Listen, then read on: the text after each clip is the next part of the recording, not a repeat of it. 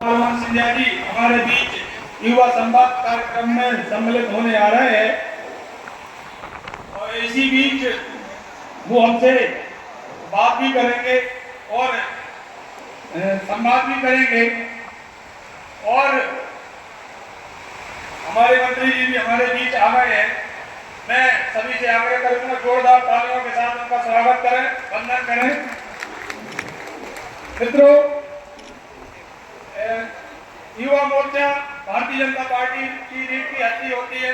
कहते हैं कि कोई भी कार्य करना हो तो सबसे पहले हम युवा मोर्चा का आह्वान करते हैं और युवा मोर्चा शून्य से लेकर परिपूर्ण तक का कार्य करने के लिए सदैव तैयार रहती है और आज का यह कार्यक्रम भी एक अच्छा भव्य और दिव्य एक अनुशासन बने, ऐसी मेरी सभी कार्यकर्ताओं से अपेक्षा है।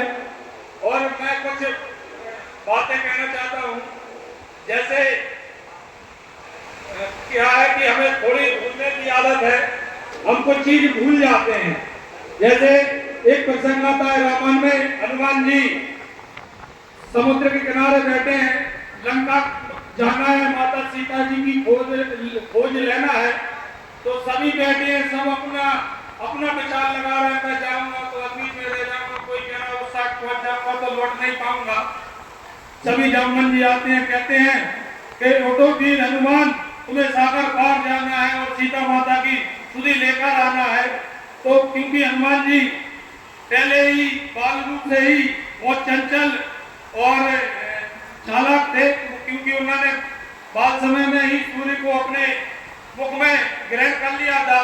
तो उन्हें किसी कारण किसी संत ने श्राप दे दिया था कि आप अपनी शक्तियां भूल जाएंगे। तो उस समय जामवन जी ने उनको शक्तियां याद दिलाई और वह सागर पार गए और सुधि भी लेकर आए। ऐसे ही हम अपनी जन कल्याणकारी योजनाएं भी भूल जाते हैं कि सरकार हमारे लिए क्या क्या कर रही है, वो हमें याद दिलाने की जरूरी है। और हम जब क्षेत्र में जाते हैं तो लोग कहते हैं क्या किया। मैं आपको बता देना चाहता हूं कि भारतीय जनता पार्टी अर्जन से लेकर विसर्जन तक के योजना हम सबके लिए चला रही है। ऐसी कोई योजना जो नहीं है जो हमको उसका लाभ ना मिलना पड़ पा रहा हो। चाहे हम प्रधानमंत्री आवास की योजना की बात करें, चाहे पटी मतलब शौचालय की बात करें, पीएम सम्मान किसान निधि की बात करें और युवाओं के लिए स्टेट वेंडर्स स्टेट मतलब स्वनिधि और युवाओं के लिए कई प्रकार की योजना, लोन मुद्रा और कई ऐसी योजना चलाई है जिससे योजना युवा अपना रोजगार स्वयं खड़ा कर सकता है और दूसरों को नौकरी दे सकता है। ऐसी महिलाओं के सम्मान के लिए आज भारतीय जनता पार्टी कई बड़े बड़े मुद्दे लेकर आई है। चाहे वो 3 तलाक की बात करें महिलाओं के सम्मान के लिए, चाहे हमारे मध्य प्रदेश में लाडली बहना के लिए 1000 रुपए, फिर 1200 रुपए, फिर आगे और भी बढ़ते जाएंगे। ऐसे महिलाओं के लिए सम्मान दे रही है। और पहले हमारे भारत में मात्र 7 एम्स हुआ करती थी, आज भारत में 15 एम्स है। जहाँ पहले मेडिकल कॉलेज की संख्या मात्र 330 थी, आज 2 साल में फिर से गुना 270 और आगे बढ़ गई है, जिससे उसकी संख्या और आगे हो गई है।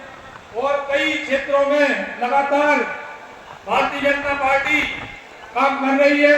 आज हम देखें कि जो कांग्रेस एक मुद्दा बनाए हुए थी, 500 साल से प्रभु श्री राम हमारे टैंक में विराजमान थे। एक समय था जब हमारे घर जैसे बरसात आती है तो छत टपकता, तो हमको सबको दुख होता, हम तिरपाल की व्यवस्था करते हैं कि हमारा छत टपकेगा, बारिश आ रही है।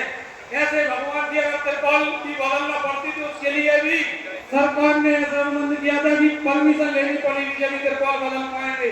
तो सोचिए वो क्या दिन होंगे, हमारी पूर्वजों की क्या आशाएं होंगी कि हम अपने आराध्य प्रभु श्री राम की तिरपाल बदलने के लिए भी परमिशन ले रहे हैं। पर देखिए एक मोदी जब सरकार की सोच देगी, सबसे पहले उन्होंने कहा कि मैं देशवासियों को घर दे रहा हूँ और प्रभु श्री राम का कैसे छोड़ दूं।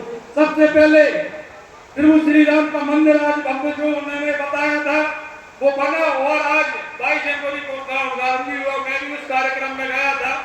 बहुत ही भव्य सुंदर मंदिर बना है। हम सबको एक बार दर्शन जाने चाहिए। कांग्रेस ने एक मुद्दा बनाया कि उस समय दो लोगों को प्रधानमंत्री बनने की इच्छा थी, एक भारत का बन गए, एक कश्मीर का बन गए।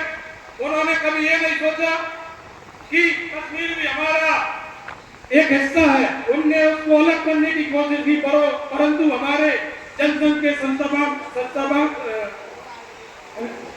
संस्थापक आदरणीय श्यामा प्रसाद मुखर्जी ने कहा, एक देश में दो निशान, दो प्रधान, दो संविधान नहीं चलेंगे। और उन्होंने बिना परमिशन के कश्मीर में गए और वहां उनको अरेस्ट कर लिया गया।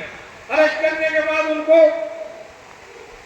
पता नहीं किस रूप में उनकी निर्मम हत्या हो गई। उनका सब एक बुरी स्थिति में मिला।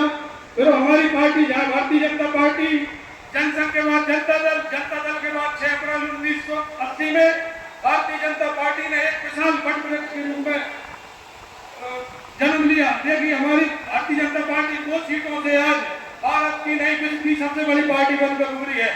मित्रों, जहाँ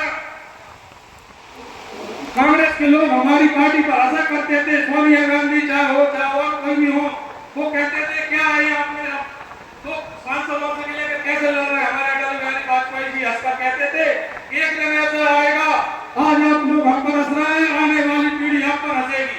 और वो आप देख रहे हैं आपके सामने, आज पूरा भारत उन पर हंस रहा है। जो कभी 400 सीट आती थी, आज की 40-50 सीट रह गई। और आने वाले समय में ऐसा होगा कि यहाँ अपने मोहाली में कांग्रेस मुक्त तो हो ही गई है, भारत में बहुत जल्द कांग्रेस मुक्त होने वाली है।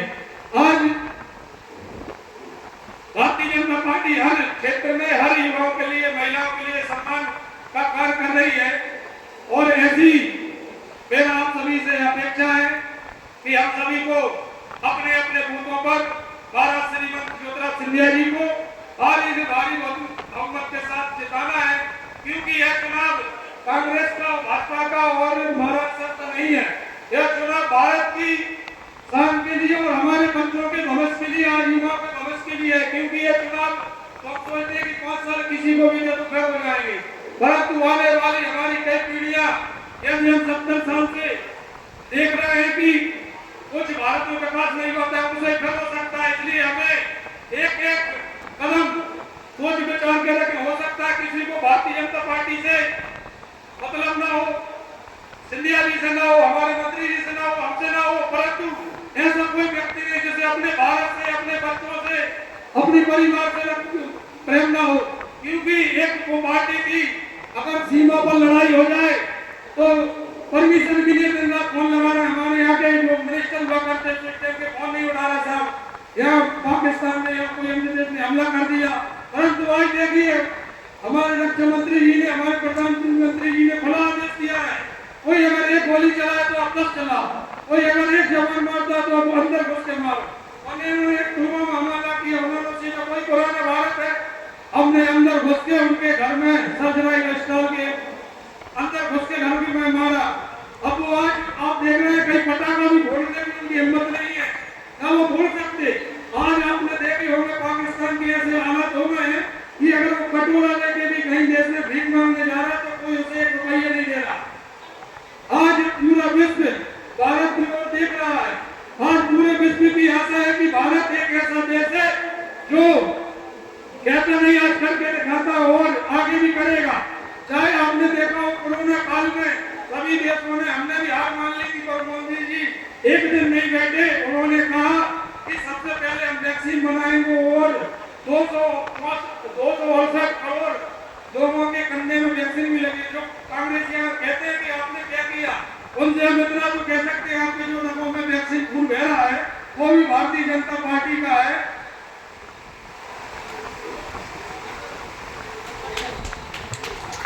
और मिला है, कह रहे हैं कि और हो जाए थोड़ा।